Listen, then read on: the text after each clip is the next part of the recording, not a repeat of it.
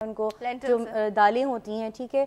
Secondly फिर ये है कि अगर इनको अंडे से एलर्जी नहीं है तो अंडा भी आपको कंप्लीट प्रोटीन देता है, तो प्रोटीन का पोर्शन तो सेटिस्फाई हो जाएगा, ठीक। और अगर मिल्क से इनको प्रॉब्लम हो रही है, जो लाइक मिल्क लैक्टोज इंटॉलरेंस है, तो सोया मिल्क की तरफ ही आ सकती हैं, जो कि कमर्शियली अब मिलने लगा है। इंटॉलरेंस का ये भी होता है ना सर, आपको ने पता नहीं आपने बताया था शायद एक दफ़ा कि लैक्टोज इंटॉलरेंस से ये भी होता है कि आप शायद प्योर मिल्क नहीं ले सकते, लेकिन आप उसके प्रोडक्ट्स ले लेते हैं, दही ले सकते हैं, योगर्ट है ना जी, इज इट करेक्ट? तो आप ये ऑल्टरनेट ऑप्शन जो है ये ट्राई करके देखें।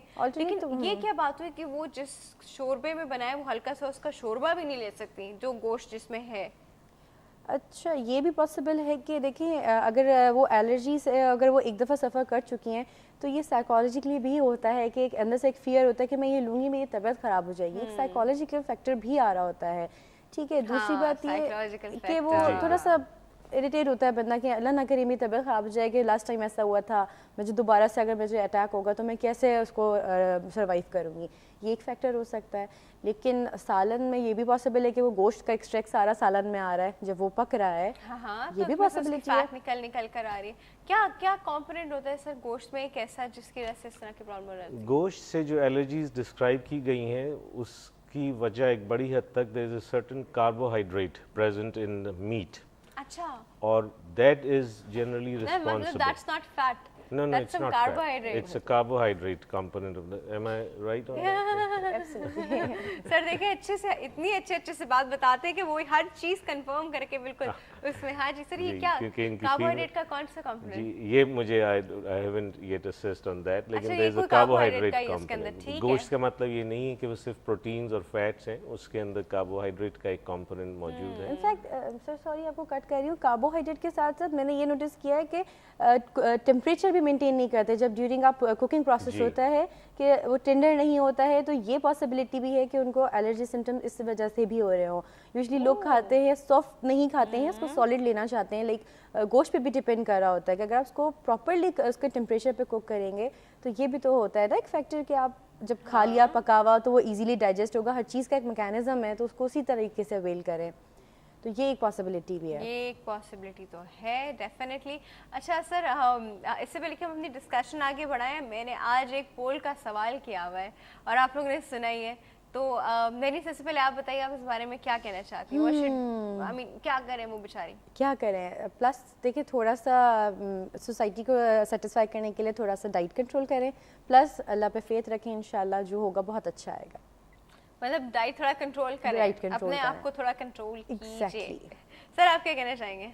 देखिए इस मामले में एक तो इमोशनल कंपैटिबिलिटी अपनी ढूंढें, जहाँ यानी सिर्फ दूसरी चीज़ें ही नहीं, अपीयरेंस ही नहीं, लेकिन एक इमोशनल कंपैटिबिलिटी भी जो है वो ज़रूरी होती है। और this is just talking as a layman, not as a physician. हम एज अ लेमन ही पूछ रहे हैं। लेकिन ये कि जो ओवरवेट होने के नुकसानात हैं अपनी जगह पे, वो अपनी जगह पर है। बिल्कुल दे कांट हेल्प इट, उनकी फैमिली टेंडेंसी है, बिल्कुल है, नो डाउट। ये कुछ भी कर लेना, कितनी भी मेहनत जतन कुछ भी कर ले, वो नहीं कम कर पाते। इसीलिए ज़रूरी है कि हेल्दी लाइफस्टाइल का जो कॉन्सेप्ट है कि उसके अंदर एक्सरसाइज, एप्रोप्रिएट डाइट, ये दोनों चीज़ें आ जाती हैं। उसके बाद एक हर आदमी का एक आइडियल बॉडी वेट है और जेंडर के हिसाब से भी डिफरेंसेस हैं, वो तमाम चीज़ें आ जाती हैं। तो इसको एज अ होल सब चीज़ों के साथ देखना है, ये नहीं कि हर आदमी जो है वो जब हम रेंज की बात करते हैं आइडियल बॉडी वेट की कि anything from 19 to 25 is normal, तो इन चीज़ों को कंसिडर करके ही होता है कि किस उसके अंदर। सर 25 हम बोल तो देते हैं, लेकिन 25 में अगर हम वैसे देखें तो कितना बल्की हो जाता है इंसान। 23 के बाद ही वो अच्छी खासी। उसमें हाइट पे डिपेंड करता है, जेंडर पे डिपेंड करता है, बिल्ड के ऊपर डिपेंड करता है, लाइफस्टाइल पे, एथनिक फैक्टर्स पे, रेशियल बैकग्राउंड के ऊपर, बहुत सारी मुख्तलिफ चीज़ें। हाँ ये तो है, इस तरह चीज़ें वेरी करती हैं। व्यूअर्स आप भी पार्टिसिपेट कर सकते हैं इस पोल में, हाँ नहीं आंसर ज़रूर करिएगा, ज़रूर कीजिएगा। और बहुत इम्पॉर्टेंट है, इस वक्त वो भी देख रही हैं जिनका ये सवाल है और हम लोग भी उन तक आपके जवाब पहुंचाएंगे। हमारे पास एक कॉल है, अटेंड करते हैं। अस्सलाम वालेकुम। अस्सलाम वालेकुम। वालेकुम सलाम। Good healthy morning. कौन बात कर रहा है? मुजाहिद बात कर रहा हूँ, मुजाहिद अली। जी मुजाहिद साहब, कहाँ से? कराची से बात कर रहा हूँ। कराची से बात करना है, क्या कहना चाह रहे हैं? सेगमेंट से हट के बात है मैडम, मुझे सिगरेट छोड़नी है, मुझे कोई आसान हाय रास्ता- ला, ठीक है, सिगरेट छोड़नी है आपने। अच्छा, आपने खुद अपनी तरफ से क्या कोशिशें की हैं? कोशिश तो करता हूँ, बस छूटती नहीं है। कितने सालों से तकरीबन आप 15 साल से पी रहा हूँ। हाय, कितनी पी रहे हैं दिन में? दिन में एक तक क्या दिन में 20 एक पैकेट पी जाते हैं? yes। हाय ला, सर डराएं जरा इनको, कुछ बताएं जरा इनको। हम जी आपके अभी अभी बताते हैं मुजाहिद साहब, thank you so much for your call. Hi देखिए कैसे कैसे तुम मतलब होता है, लोग एडिक्शन इस तरह की छोड़ना चाहते हैं, सिगरेट सर छुटती नहीं है। जी, एडिक्शंस और डिपेंडेंस ऑन वेरियस थिंग्स, मेरा ख्याल है इस पे तो एक अलग प्रोग्राम की ज़रूरत है। इनकी अभी थोड़ी सी हेल्प करते लेकिन हैं कुछ। इन अ ब्रीफ नटशेल मैं ये बता सकता हूँ कि सबसे पहले तो एक कमिटमेंट विल होना ज़रूरी है। आप इस चीज़ का एहसास अगर करें कि ये आपकी सेहत के लिए मुज़िर है और इसे छोड़ना है, वो कमिटमेंट, उसके बाद particularly talking about nicotine addiction, आजकल बहुत सारे डिफरेंट सब्स्टिट्यूट्स आ रहे हैं, मौजूद हैं, हाँ। ऑल्टरनेट्स हैं जो यूज़ कर सकते हैं। ई और लाइट एक सिगरेट है जो कि नकली सिगरेट है, असली नहीं है। वो भी तो है ना सर एक? नहीं, इसके अलावा निकोटीन गम के फॉर्म में आती है, पैच के फॉर्म पैच में के आती form में है, आती है। और इसके अलावा एक और दवा है शेंटेक्स के नाम से, अब अवेलेबल है, पाकिस्तान में भी अवेलेबल है अच्छी फार्मेसीज पे, लेकिन बराए करम उसको खुद ना लें, डॉक्टर से मशवरा अच्छा, करने कहते के हैं बाद। निकोटीन की एडिक्शन अपनी जगह, दूसरा नुकसान पहुंचता है वो कार्बन मोनोऑक्साइड जो उसके पेपर से जल के निकलती है, जो नहीं, पेपर होता है उसका। इसमें कई लोगों को ये नहीं पता कि जब सिगरेट बनती है तो it's not just a tobacco product. Tobacco की जो प्रोसेसिंग होती है उसमें सैकड़ों केमिकल्स यूज़ किए जाते हाँ, हैं, ये भी है। Including nitric oxide and other gases. और जब 300 डिग्री सेंटीग्रेड पे सिगरेट बर्न होती है तो at least 500,000 chemical compounds are generated. कुछ के बारे में हाय हमें ना, मालूम और है, वो भी जैसे toxin। आपने मोनोऑक्साइड का हाँ। जिक्र किया, निकोटीन का जिक्र किया, लेकिन और भी कई चीज़ें हैं जो उसमें मौजूद होती हैं टार में। तो जब टार कंटेंट या निकोटीन कंटेंट हम सिगरेट का देखते हैं तो we are not talking about one ingredient, we are talking about at least 500,000 things which are there, chemicals, very dangerous ones. Nicotine की डिपेंडेंसी अपनी जगह, निकोटीन तो आप और सोर्सेज से भी पूरे कर सकते हैं। वो होता है ना कि कहते हैं 48 आवर्स तक वो आपकी बॉडी में रहने के बाद आपको एकदम अर्ज होती है उसकी, इस तरह उन लोगों को चाहिए होती है जो स्मोकर्स होते हैं। तो इसके लिए आप निकोटीन पैचेस, निकोटीन च्युइंगम्स, ये ऑल्टरनेट यूज़ करें, ठीक है। और बाकी जो उसकी नुकसानदेह और ख़तरनाक, सर ने बताया ना 500,000,000 चीज़ें और हैं जी, वो 500,000,000 चीज़ों को आप इस तरह अवॉइड कर सकते हैं कि आप ये चीज़ यूज़ कर लें इंस्टेड कि आप जाके वो से। बस सर एक और बड़ी बुरी बात इसमें ये है, हाथ में पकड़ने की एडिक्शन। हाथ में जब तक उनके, मैंने बात की है ऐसे लोगों से, वो कहते हैं जब तक ये हाथ में उंगलियों के बीच में कुछ नहीं होता उनको, उनमें कॉन्फिडेंस नहीं होता sir, they can't live without it. उनको लगता है कि this is their companion, this is their partner, और अब वो बोर जहाँ हो रहे हैं वो निकाल लिया, अकेले बैठे हैं जब बोर हैं, कुछ सोच रहे हैं निकाल लिया, हर चीज़ के लिए वो लोग इस तरह डिपेंडेंट होते हैं। बहुत सारी चीज़ें हैं जी। हमारे पास एक और कॉल है, कॉल अटेंड करते हैं। अस्सलाम वालेकुम। हेलो, अस्सलाम वालेकुम। वालेकुम सलाम। गुड हेल्दी मॉर्निंग, कौन बात कर रहे हैं? मोहम्मद गुलजार साहब गुजरावाला। जी गुलजार साहब, कैसे हैं आप? बस ठीक ठाक, शुक्र अल्लाह का। जी, क्या कि कहना मैं चाहेंगे? मैं डॉक्टर साहब से ये सवाल करना चाहता हूँ कि जो हनी है शायद ये बहुत फायदेमंद इंसान की सेहत के लिए है, लेकिन मेरी प्रॉब्लम जब भी कौन हनी सी मैं यूज अशिया, करता कौन हूँ, सी अशिया की बात बता रहे हैं? शहद शहद, शहद, शहद, हाँ हाँ। तो जब मैं इस्तेमाल करता हूँ तो मेरी सांसों की नाली में वो इन्फेक्शन सी खुबाक आने शुरू हो जाती है। अच्छा अच्छा। हाँ, सूट नहीं करता। और जब कोई एसेंस वाली चीज या मिठाई वगैरह कोई ऐसी चीज में एसेंस इस्तेमाल होते हैं वो खाते तो जुकाम हो जाता है। कौन सी वाली चीज लेते हैं तो जुकाम हो जाता है? मतलब कोई मिठाई या कोई बेकरी कोई ऐसी प्रोडक्ट होते हैं जिसमें एसेंस की खुशबू वगैरह का इस्तेमाल होता है ना। अच्छा अच्छा, बेकरी और मीठी प्रोडक्ट्स इस तरह हो जाता है हाँ, आपको? तो उसमें उसको फौरी तौर पे जुकाम हो जाता है उसको एट द सेम टाइम। अच्छा, चलिए जी, हम इस बारे में बात करते हैं, ठीक है? Thank you so much for your call. हाँ जी सर, जहाँ ये तक मैं इनका शहद सवाल- से एलर्जी और कोई भी एक तो शहद से इन्हें एलर्जी हो जी, रही है, जी, ठीक है, जी। और सांस की नाली उनकी बंद होने लगती है। दूसरा, बेकरी की अशिया जब भी वो खाते हैं, मीठी अशिया खाते हैं, तो उससे उनको जुकाम हो जाता है। जी, ये जो इन्होंने कहा ना कन्फेक्शनरीज जिसे हम कहते हैं या बेकरी प्रोडक्ट्स, इनमें केमिकल्स यूज़ होते हैं, वी नो इट, फ्लेवरिंग के लिए एसेंस डिफरेंट यूज़ होते हैं, तो क्वाइट पॉसिबल कि जो कॉमन एसेंस वगैरह हैं उनसे एलर्जी हो। इसके अलावा कई चीज़ें ऐसी हैं जो कि फूड इंग्रेडिएंट्स में ही शामिल होता है, उससे भी लोगों को एलर्जी होती है। तो ये अगर ख़ास तौर पे सिर्फ बेकरी प्रोडक्ट्स के साथ है तो ज़्यादा चांस इस चीज़ का है कि ये कोई ना कोई केमिकल जो इस्तेमाल हो रहा है इन प्रोडक्ट्स के अंदर for flavouring as well as for keeping its form, उसको एक सिट्रिक एसिड यूज होते हैं मुख्तलिफ, या प्रिजर्वेटिव्स हैं या एसेंसेस हैं वनीला या डिफरेंट चीज़ों के, तो उन चीज़ों की भी बहुत सारी टाइप आ गई हैं। बिल्कुल बिल्कुल, तो उनसे हो सकता है, या कलरिंग एजेंट्स मुख्तलिफ यूज़ होते हैं कलर देने के लिए, उनसे बहुत कॉमनली एलर्जीज होती है। तो अगर ये इन्होंने नोट किया है कि बेकरी प्रोडक्ट्स ये होता है, बेस्ट चीज़ यही है कि अवॉइड।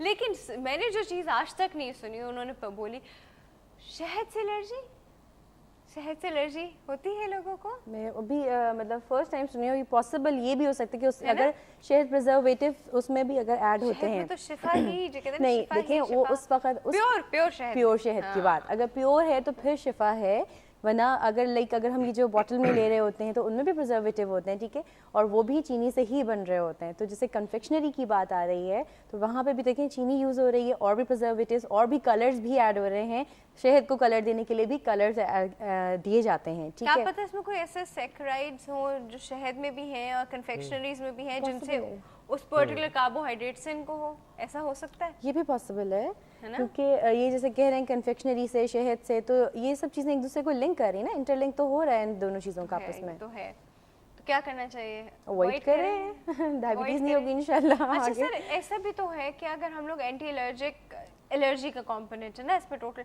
एंटी एलर्जिक अगर हम डेली बेसिस पे लें तो तब हम ये चीज़ें खा पी सकते हैं, ऐसा हो सकता है? कोई ऑप्शन है? बहुत लिमिटेड क्वांटिटीज़ में, जैसे मिसाल के तौर पे कई लोग मिल्क से इंटॉलरेंट होते हैं, तो हम कहते हैं कि जी लैक्टेड के नाम से एक कमर्शियल प्रोडक्ट अवेलेबल है जिसमें अगर आप उसकी टैबलेट्स पहले ले लें तो आप लिमिटेड क्वांटिटी में मिल्क और डेयरी प्रोडक्ट्स को कंज्यूम कर सकते हैं। तो ये चीज़ मुमकिन है, बिल्कुल हो सकता है कि आपको temporary relief in limited quantities के लिए टॉलरेंस आपकी हो जाए। इसके अलावा फिर दूसरी चीज़ ये है कि बाज़ दफ़ा जब ऐसी चीज़ें होती हैं जो बहुत severe life threatening allergic reactions करती हैं, जैसे सांस की नाली बंद हो रही है और जिसे हम एनाफिलेक्सिस या एनाफिलेक्टिक शॉक कहते हैं, तो अगर इस तरह का सीवियर एलर्जिक रिएक्शन है, सबसे बेहतर चीज़ ये है कि जान से ज़्यादा कुछ नहीं है, बेहतर ये है कि अवॉइड कीजिए, अवॉइड किया जाए। ठीक है सर, हमारे पास एक कॉल है, एक अटेंड करते हैं। अस्सलाम वालेकुम। कराची से डॉक्टर अनवर ज़हीर बात। डॉक्टर अनवर कैसे हैं आप? मैं बिल्कुल ठीक ठाक, आप कैसे? अच्छा डॉक्टर अनवर, आपने ईद का विश तो वैसे किया था, मुझे याद है। जी बिल्कुल। हाँ जी, तो आपको ईद मुबारक अगेन। बहुत शुक्रिया। आज आप क्या कहना चाह रहे हैं? आज चूँकि फूड एलर्जीज की ऊपर बात हो रही और इसी को फोकस करेंगे, और फूड एलर्जीज के बारे में मैं आपसे दो बातें अर्ज कर दूं। एग और फिश तो है ही कॉमन, क्योंकि एग से और फिश से, और उसके लिए कोई आप अल्टरनेटिव भी नहीं कर सकते, क्योंकि एग भी आपको मार्केट से ही बाई करना पड़ेगा और फिश भी। तो अगर आपको उससे एलर्जी होती है तो उसको तो फिर आपको बिल्कुल ही अवॉइड करना होगा। लेकिन एक चीज जो हमारे यहाँ सीरीज में है वो ये है कि जितने भी हमारे यहाँ प्रोडक्ट्स होते हैं, चाहे वो डेयरी प्रोडक्ट्स हों, चाहे वो ड्रिंक्स की शक्ल में मुख्तलिफ ब्रांड्स के ड्रिंक्स हों, चाहे वो कॉन्फेक्शनर आइटम्स हों, उन सब के अंदर जो है वो प्रिजर्वेटिव एजेंट्स और कलरिंग मटीरियल होता है, और उसके अंदर किसी से भी आपको एलर्जी हो सकती है। अब कोशिश ये होना चाहिए कि जब हमारा कंट्री एग्रीकल्चर बेस्ड है तो why not we have to go and just to buy the fresh fruits and prefer to go and just to have fresh fruits. और सेम विद द वेजिटेबल्स, जब उसमें ना आपको कोई प्रिजर्वेटिव मिलेगा जब आप खरीदेंगे बाजार से, ना उसमें कोई केमिकल होगा, ना कोई कलरिंग मटेरियल होगा। तो अगर आप वो चीजें यूज करेंगे तो आपको एलर्जी के बहुत ही कम और मिनिमम चांसेस क्या बल्कि होंगे ही नहीं। तो एक तो कोशिश हमारी ये होना चाहिए, क्योंकि हमारे यहाँ एक सिंबल है, सिस्टम है और स्टेटस को है कि भाई फलाने ब्रांड का जूस पिए। देखिए जब कोई भी ब्रांड का जूस आप लेते हैं तो ऐसा हो ही नहीं सकता कि उसके अंदर कोई प्रिजर्वेटिव एजेंट ना हो, वरना वो खराब हो जाते हैं। तो उनको हालांकि उनके ऊपर लिखा होता है नो वो प्रिजर्वेटिव, लिखा होता है कि 100% प्योर, लेकिन वो 100% प्योर नहीं हो सकते। क्योंकि ये हमारे पता है। अच्छा, दूसरी सबसे बड़ी चीज ये कि एक चीज ये कि जो अगर आपने कोई एक अनयूजुअल सी चीज जो है अपनी डाइंग में ली है और आपको महसूस हुआ उसी वक्त खाने के बाद कि आपको कोई रैश हो रहा है या आपको कोई किसी किस्म की नई प्रॉब्लम क्रिएट हुई जो कि इससे पहले नहीं होती थी और आप फौरन रिकॉग्नाइज कर गए कि मैंने ये चीज खाई है, तो उसकी अगर माइल्ड है तो फिर वो कोई भी एंटीहिस्टामिन से कवर हो जाती है, लेकिन मॉडरेट भी हो सकती है और सीवियर भी हो सकती है। अगर कोई बहुत ही सीवियर एनाफाइलेक्टिक रिएक्शन हो रहा है तो you have to go and just to consult in a hospital, क्योंकि बाद औकात ऐसी भी, लेकिन होते रेयरिटीज में है, ऐसे कॉमन नहीं होते ऐसे केसेस, लेकिन बाद औकात रेयरिटीज में ऐसे आए हैं केसेस कि उनको फौरन आईसीयू में शिफ्ट किया गया और फिर उनका पूरा मैनेजमेंट हुआ। अच्छा। तो एक चीज थोड़ी सी हमें अपने मेंटली अलर्ट रह के किया जाए तो फिर मेरा ख्याल कोई चीज प्रॉब्लम नहीं करेगी और आप एक कंफर्टेबल तरीके से आराम से आगे बढ़ेंगे। ठीक है, thank thank you so much for your call doctor Anwar. आके बड़ा ही प्रिसाइज ओवरव्यू देके गए, तो इससे मेरे जहन में बार बार आ रहा है कि अभी हम रेड मीट पे थोड़ी सी बात कर लेते हैं क्योंकि बहुत ज़्यादा आजकल खाया जा रहा है, लेकिन एक ब्रेक के बाद बात करते हैं। सही है सर? सही है डॉक्टर? ठीक है जी। पोल का आंसर आप लोग ज़रूर कीजिएगा, हाँ या नहीं में। हमें पोल के आंसर का जो है बहुत शिद्दत से इंतज़ार है और उन खातून को भी है, वो बैठ के इस वक्त देख रही हैं, 26 ईयर ओल्ड हैं, शादी नहीं हो रही क्योंकि वो बल्कि हैं, तो वो सिर्फ ये मालूम करना चाह रही हैं कि क्या वो शादी के लिए वेट लूज़ करें या फिर वो राइट पार्टनर का वेट करें, हाँ या नहीं। हाँ या नहीं में आपको आंसर करना है। छोटा सा ब्रेक है जी, वापस आ रहे हैं।